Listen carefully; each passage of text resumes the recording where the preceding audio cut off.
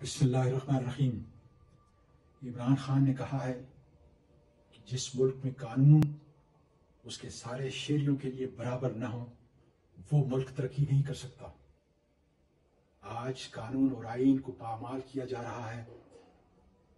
دکھ اس بات کا ہے کہ جس طرح عمران خان کو ان کی اہلیہ کے سامنے، ان کے ملازمین کے سامنے دھکے دے کر گرفتار کیا گیا زمان پارک سے، جس طریقے سے ہمارے ہزاروں قائدین، ہماری بیٹیوں اور ہماری بہنوں کو گرفتار کیا گیا چادر اور چار دیواری کو پامال کر کے، اور آج شاہ محمود قریشی کو جس طریقے سے دھکے دیے گئے، سپریم کورٹ کے فیصلے کے باوجود اس کو گرفتار کیا گیا، میں سمجھتا ہوں کہ وقت آ چکا ہے کہ اب ہمیں قانون کی حکمرانی کے لیے ہر قربانی دینی ہوگی۔ اس ساری تکالیف کو جب میں دیکھتا ہوں تو وہ تکالیف جو مجھ پر، میرے خاندان پر ڈھائی گئیں، وہ مجھے بہت چھوٹی نظر آتی ہیں۔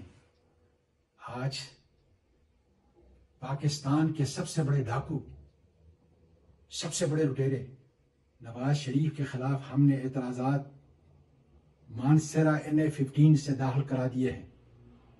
5 سپریم کورٹ کے جسٹس کی ججمنٹ ہے، اس کی روشنی میں اگر قانون، آئین نام کی کوئی چیز پاکستان میں ہے تو انشاءاللہ تعالی کل صبح پوری دنیا دیکھے گی کہ نواز شریف، جس نے اس ملک کے ہر ادارے کو لوٹا،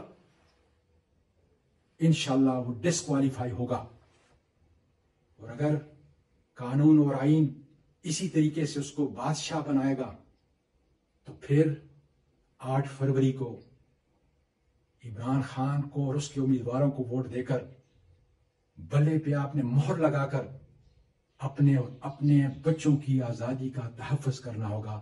پاکستان پائندہ باد۔